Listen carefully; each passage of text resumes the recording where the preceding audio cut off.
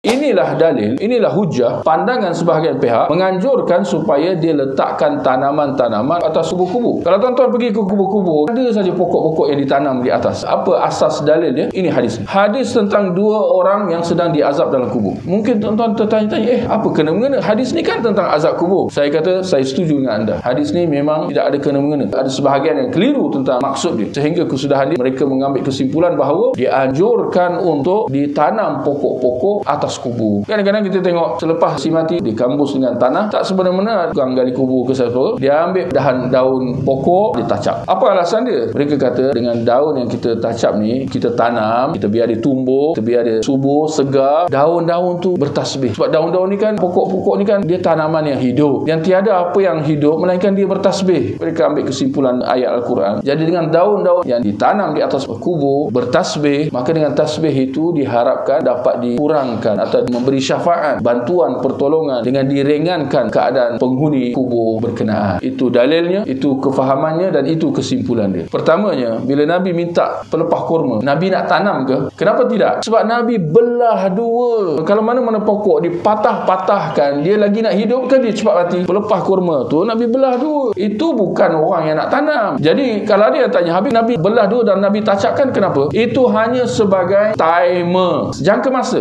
Nabi kata apa? Semoga seksa kedua-dua mereka diringankan selama mana pelepah kurma tu tidak mengering. Sebab ni pelepah yang masih baru, yang masih basah. Nabi kata selama mana dia tak kering, semoga dengan syafaat yang aku berikan, syafaat, Nabi berdoa di situ, semoga seksa kedua-dua mereka diringankan. Ini doa Nabi SAW. Ini syafaat daripada Nabi SAW. Tapi bukan selama-lamanya, selama mana pelepah kurma itu belum kering. Tak ada kena-mengena dengan anjuran nak tanam pokok. Dan Nabi tacapkan sebelah pelepah kurma. Yang kau pergi tanam pokok daun meringga, pudina, apa benda. Subhanallah, kesudahan dia tuan-tuan, lihat bagaimana kubu-kubu di setengah tempat. Hampir sahaja seperti apa? Taman bunga. Pada hari ini, adakah sebahagian orang Islam mereka berhenti pada sekadar tanam pokok? Saya kata tidak. Kesudahan dia pada hari ini, ditacapkan satu radio portable, pasang Al-Quran terus supaya orang dalam kubur tu dengar Al-Quran dan dapat pahala dan sebagainya. Yang pastinya tuan-tuan, Nabi yang sabdakan hadis ni dan Nabi yang mengambil pelepah kurma dan membelah dua dan menacapkan atas kubur itu. Persoalan, adakah Nabi memperlakukan kubur-kubur yang lain dengan sedemikian rupa? Ada tak Nabi jumpa je kubur, Nabi belah pelepah kurma dan tacapkan? Ada Nabi buat? Untuk makluman, dalam hadis, hal itu, perbuatan itu hanya berlaku dalam peristiwa ini. Nabi buat sedemikian dengan dua kubur ini sahaja. Tidak ada direkodkan Nabi menacapkan pelepah kurma pada kubur-kubur yang lain. Kemuncak kekeliruan yang boleh saya tambah di sini, Nabi tacapkan kenapa? Kerana mengasihani dua penghuni kubur yang sedang diseksa. Maka gerangan apa sebahagian orang Islam, termasuk dalam masyarakat kita, tak kira mana-mana kubur mereka tanam pokok. Mereka tak ada membezakan antara satu kubur dan satu kubur. Mana saja orang mati, ada orang nak tanam pokok atas dia. Gerangan apa mereka berbuat demikian? Perbuatan mereka berlandaskan hadis ni, tak ada hadis lain. Jadi secara tak sedar, perbuatan mereka seperti bersangka buruk dengan penghuni kubur itu, mengandaikan bahawa dia sedang diseksa. Saya nak tanam pokok atas kubur dia, moga-moga azab kubur dia diringankan selama mana pokok ini terus membesar dan satu pokok bertambah kepada dua pokok, tiga pokok dan seterusnya. Ini kita kata kekeliruan atas kekeliruan atas kekeliruan.